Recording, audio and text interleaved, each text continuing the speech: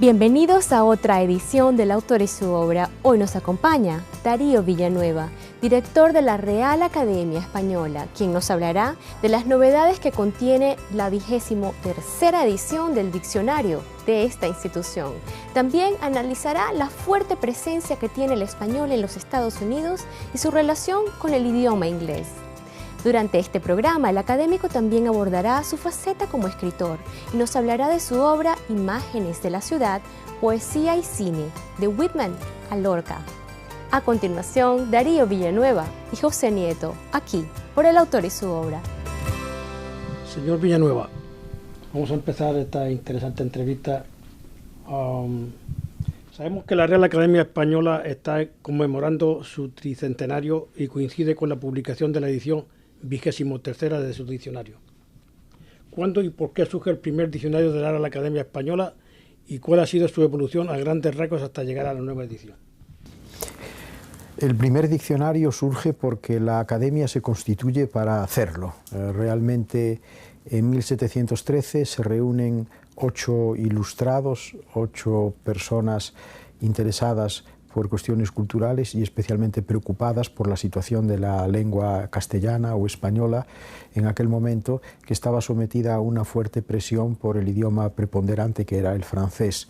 Piensan que, a diferencia de lo que ocurre con el italiano y con la propia lengua francesa, el español no tiene un diccionario que pueda competir con los de estos otros dos idiomas, y que eso constituye casi un oprobio nacional. Se ponen pues manos a la obra para preparar un diccionario, trabajan muchísimo, hay que darse cuenta de los medios con que entonces contaban, que eran prácticamente libros, papel y tinta, y en el año 1726 comienzan a publicar el diccionario en 6 tomos, que luego popularmente se conocerá como Diccionario de Autoridades, porque era un diccionario que, junto a las definiciones de las palabras, había citas de autores clásicos en donde tal palabra aparecía para que se comprendiera que el significado estaba bien reflejado.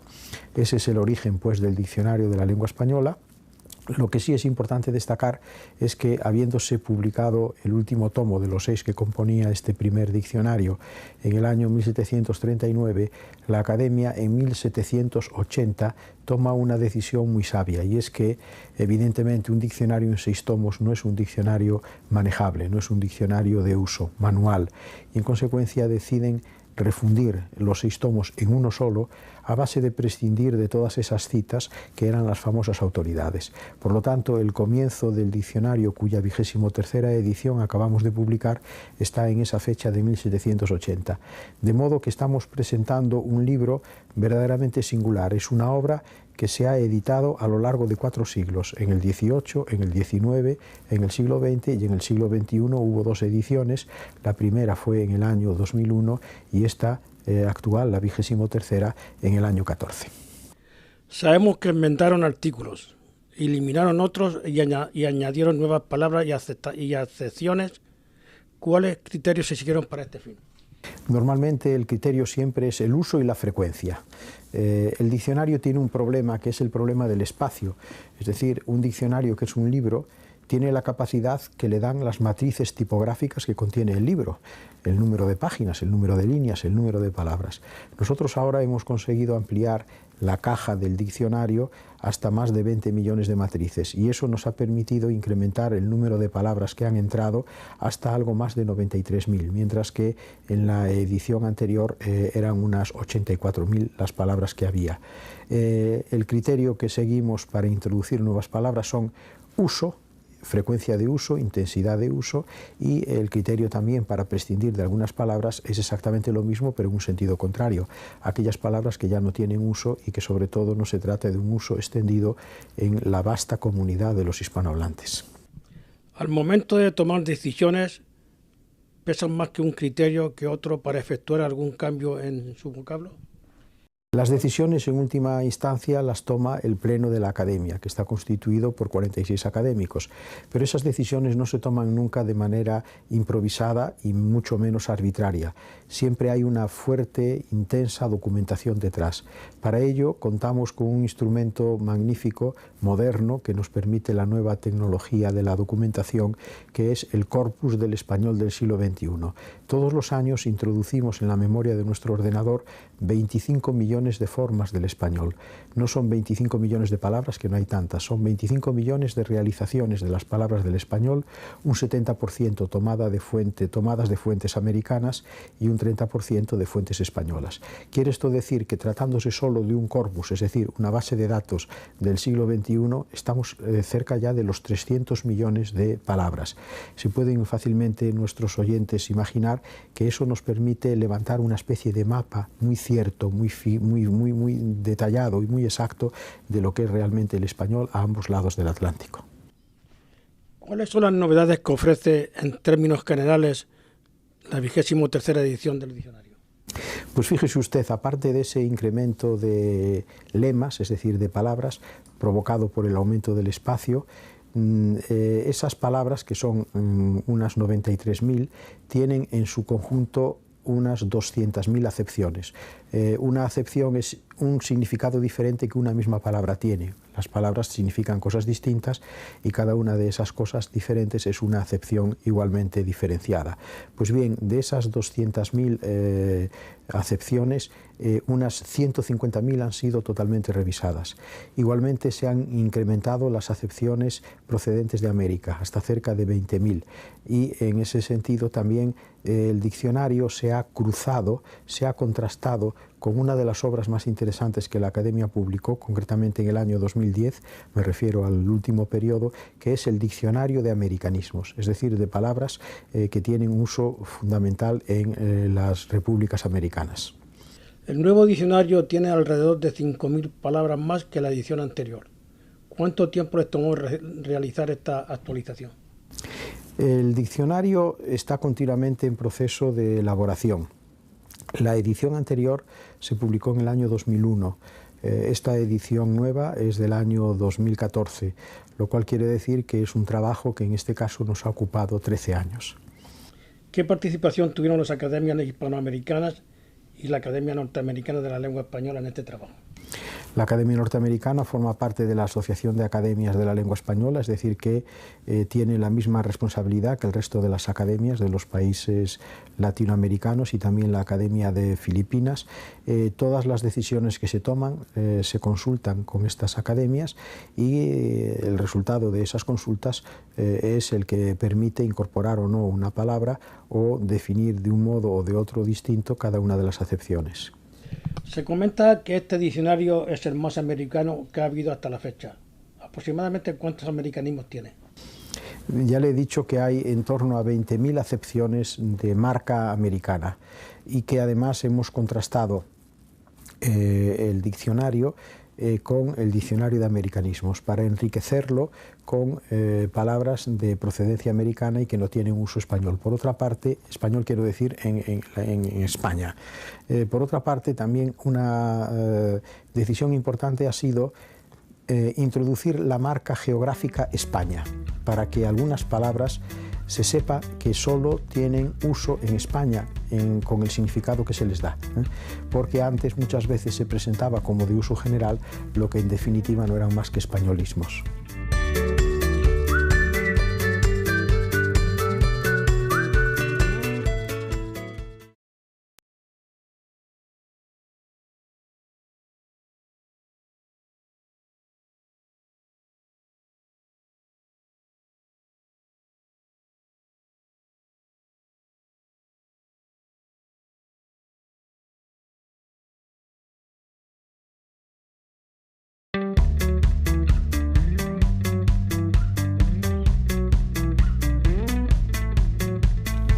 Vemos que han aceptado palabras nuevas como tweet, chat, bloguero y tableta. Sin embargo, no están verbos que se escuchan en América como googlear o facebookear. ¿Cuáles factores pesan al momento de incluir o excluir nuevos términos de uso popular? Lo mismo que hace un momento le respondía, fundamentalmente la cuestión del uso y la cuestión de la frecuencia. Y también utilizamos un cierto criterio temporal, porque hay palabras que en un momento determinado tienen un uso muy intenso, pero yo las llamo palabras globo, porque son palabras que suben muy rápido, pero que luego se desinflan, no acaban arraigando en el idioma en común. Por lo tanto, siempre hay una especie de cuarentena temporal para evitar que se introduzcan términos que después, más tarde o más temprano, van a dejar de tener vigencia. Se ha hecho común escribir abreviaturas y palabras con faltas ortográficas en los mensajes de texto por celular y en los chats. ¿Cómo ve usted este fenómeno? ¿Hay un detenimiento para el idioma español?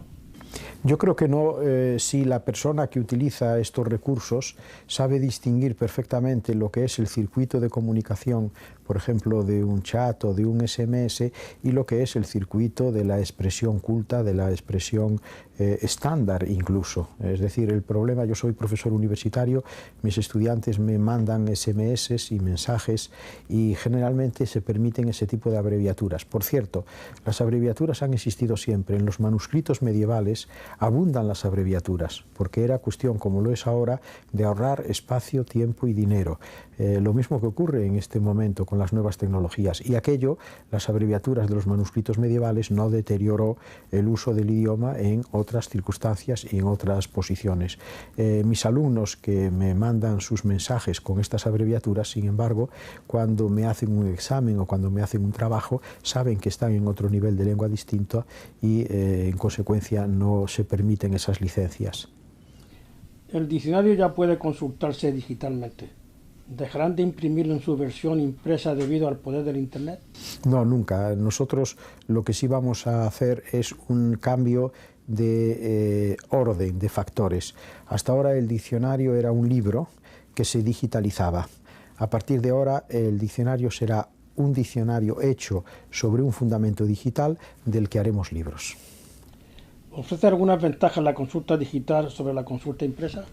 Sí, por ejemplo, más de un 40% de los dispositivos desde los que se consulta nuestro diccionario en la versión digital son teléfonos inteligentes, lo cual quiere decir que, por ejemplo, usted y yo que estamos hablando ahora, si tuviésemos una duda, podríamos sacar nuestro teléfono y resolver la duda, quiero decir, inmediatamente a través de esa consulta.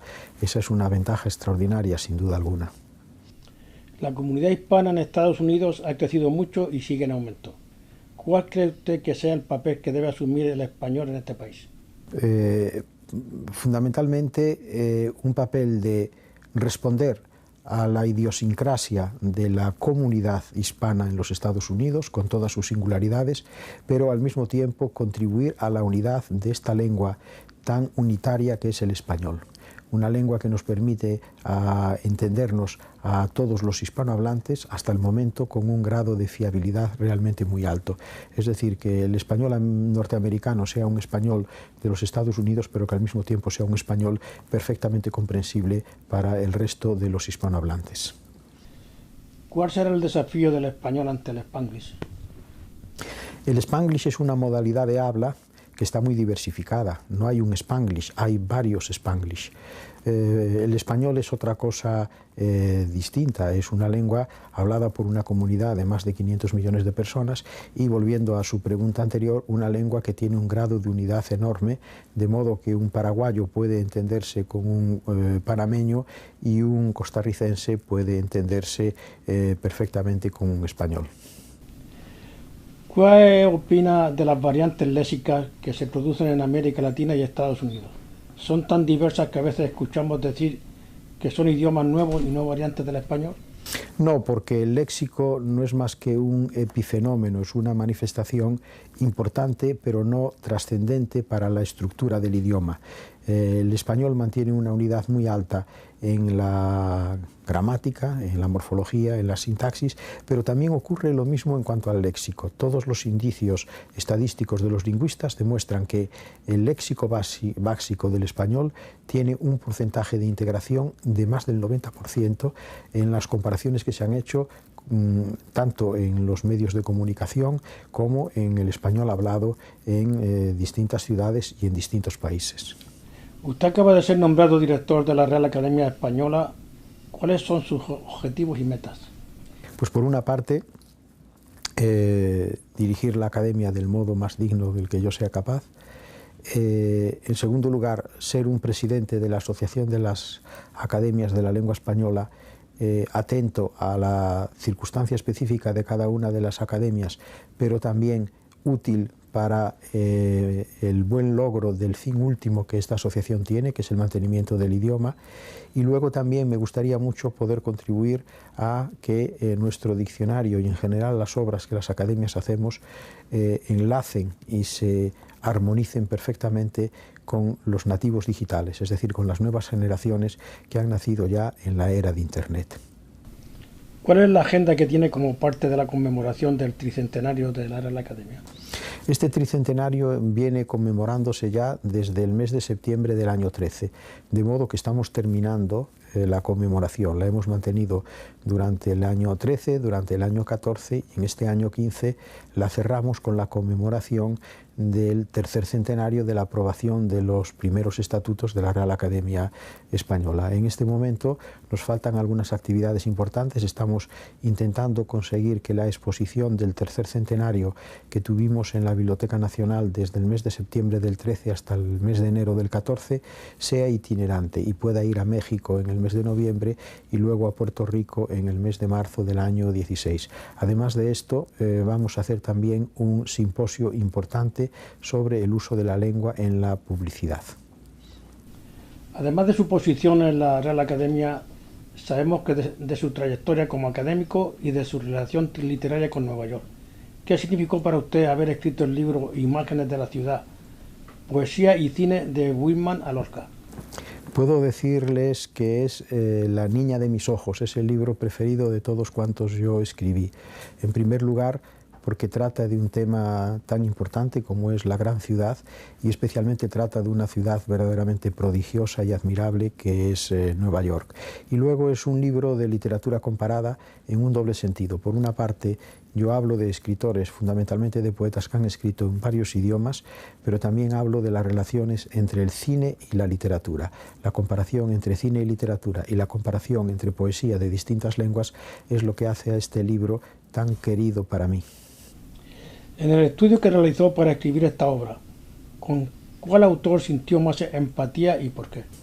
Walt Whitman para mí es un auténtico genio de la literatura. Creo que es uno de los grandes poetas universales y sobre todo es el gran poeta de la modernidad. Con él se inaugura una nueva etapa fecundísima para la poesía, renovando en profundidad un género que viene de antiguo, pero que venía generalmente tratando los mismos temas. Con Whitman hay como una apertura de las ventanas para que entraran los nuevos aires, los nuevos vientos en el ámbito prodigioso de la poesía.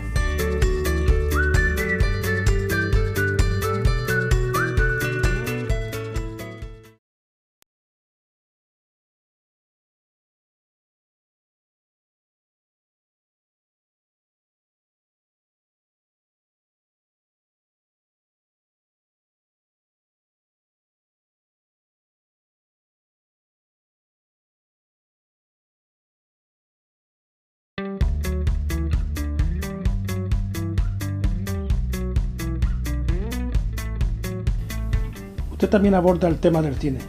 ¿Qué sería de Nueva York sin el cine? ¿Qué opinión le merece esta dualidad? Y yo también me pregunto qué sería del cine sin Nueva York. Nueva York es uno de los grandes personajes cinematográficos que existe. Es la ciudad fotogénica por antonomasia y desde las primeras películas documentales de finales del siglo XIX hay una representación en imágenes dinámicas, simultáneas y verdaderamente impresionantes de la gran ciudad de Nueva York. En su tesis doctoral analiza el tema de la estructura de la novela. ¿Usted prefiere la novela o la poesía y por qué? A mí me gustan todas las manifestaciones literarias, igualmente el teatro. Yo fui director de teatro universitario y, en fin, era para mí una vocación y una dedicación muy intensa. De todos modos, para mí la expresión más quinta esenciada de la literatura es la poesía. Usted que ha sido director de teatro, le voy a hacer una pregunta personal. ¿Qué opinión tiene de la obra de teatro de Valle Inclán, Yo creo que Valle Inclán es uno de los genios de la literatura española de todos los tiempos. Probablemente es el escritor más trascendente de toda la literatura española de la primera mitad del siglo XX, y ello en novela, pero también fundamentalmente en teatro. Hizo un teatro incomprensible para el público de su época. Por eso no tuvo en vida de Valle Inclán, que murió en el mes de enero del año 36, el éxito que merecía. Pero su éxito ha venido después, y hoy en día es uno de los pocos autores españoles que está en el repertorio de los grandes teatros universales. ¿Cómo ve la literatura hispanoamericana actual? ¿Tendremos un nuevo boom o ya no se repetirá este fenómeno literario? La literatura latinoamericana tiene un historial verdaderamente extraordinario, desde la irrupción extraordinaria del modernismo poético de Rubén Darío a finales del siglo XIX, que vino a renovar en profundidad la expresión poética en castellano, pero luego con ese otro gran aldabonazo que fue el llamado boom de la novela a partir de final de los años 50, años 60 y sucesivamente. A mí me parece además que el nivel excepcional de todos aquellos autores es muy difícil mantenerlo, con aquella plétora de escritores de primera categoría, algunos de ellos distinguidos con el Premio Nobel de Literatura, pero el nivel ha continuado muy alto y hoy todavía se mantiene, y creo que además es algo con garantía de continuidad.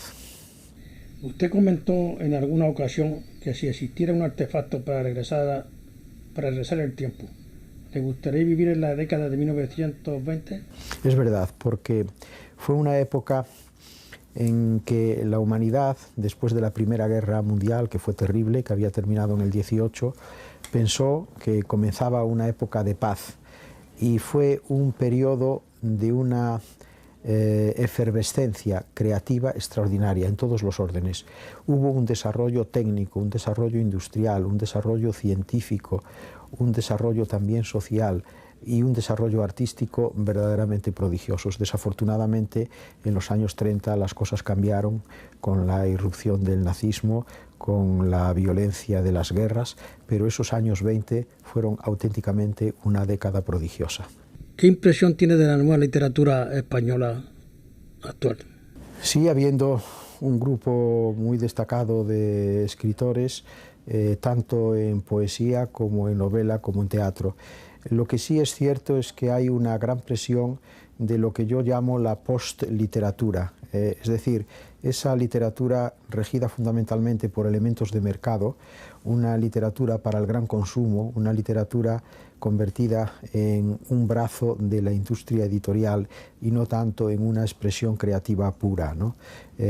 Una literatura en cierto modo desliteraturizada, una literatura que en el caso de la novela ha olvidado los grandes avances de la renovación novelística de los años 10, 20 y 30, que recurre a un estilo muy llano, muy sencillo, muy elemental, casi de encefalograma plano, que tiene muchos lectores, lo cual no es malo, es importante que la gente siga leyendo, pero desde el punto de vista literario, comparando con épocas anteriores, no cabe duda de que el tono es muy inferior. Pero junto a esto siguen existiendo los grandes autores de literatura en el sentido más pleno de la palabra.